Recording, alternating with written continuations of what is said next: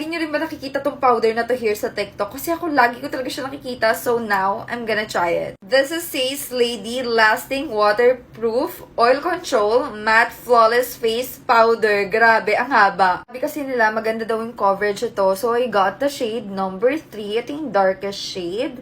And let's see.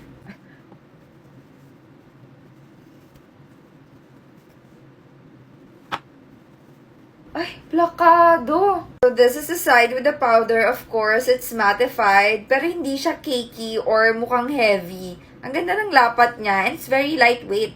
And this is the side without the powder. As you can see, it's very shiny. Kapag hindi ko sinat yung face ko with powder, my makeup will slip and slide. Kaya, iset na natin yan para ma-make sure natin na pakak na pakak ang makeup natin after so many hours. Ayan o.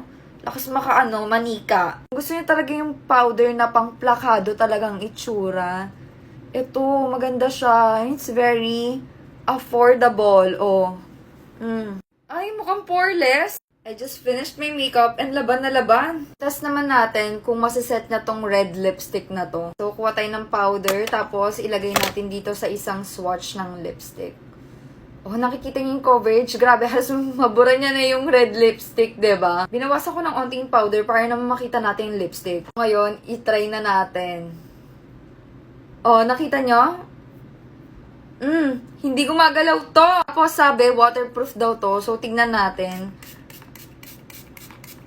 Ayan. Ayaw nga. Pero parang ganito naman talaga yung mga powder, no? Pero, ayan. Fairness, na-impress talaga ako sa kanya. So, ilalagay ko lang siya dito sa yellow basket. I-check out nyo na yan.